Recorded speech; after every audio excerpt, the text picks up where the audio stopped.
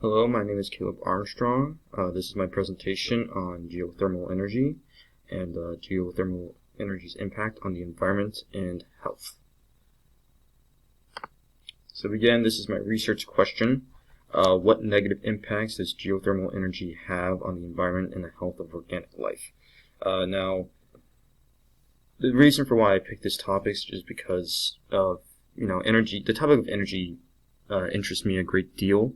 I'm just very curious about it in general, and I want to better understand it and understand, the consequences of energy itself and how it can impact the environment and humanity and wildlife and life in general.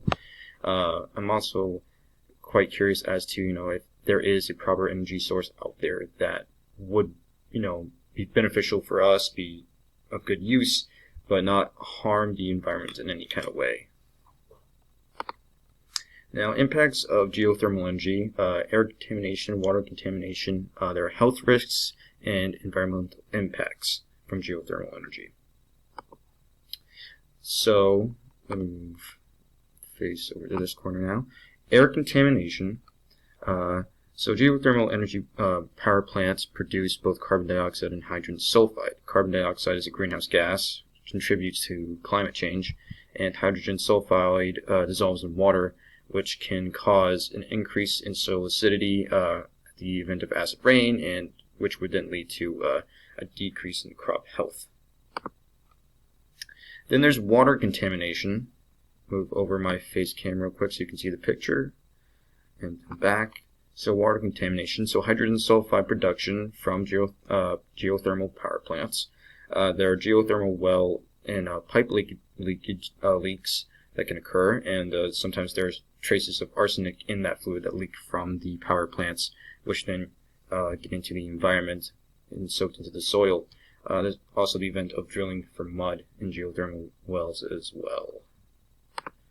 Then there are the health risks. So contaminants surrounding air and water sources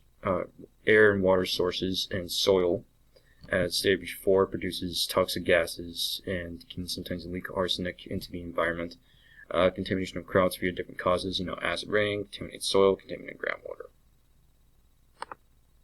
Then there are the environmental risks.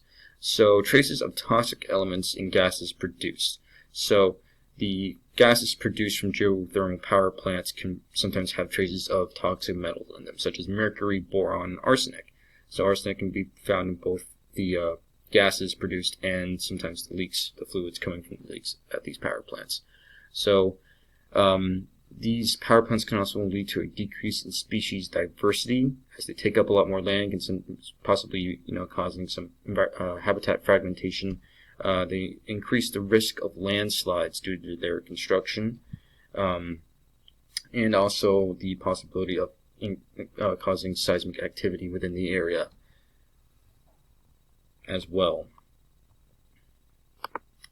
So the connection between this project and my course history.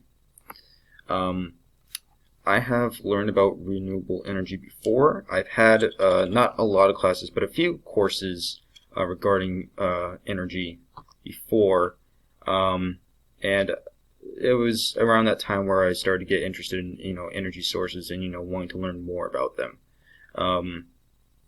I have researched about renewable energy sources both in and out of class. So after discovering my general interest in energy and renewable energy especially, I start to look into energy sources outside, researching it on my own, especially getting into stuff that's more like space-wise, like dark energy is something that I'm generally curious about and want to know more about. And also nuclear fusion. Nuclear fusion and nuclear fission are two other sources of energy that I'm really interested in general.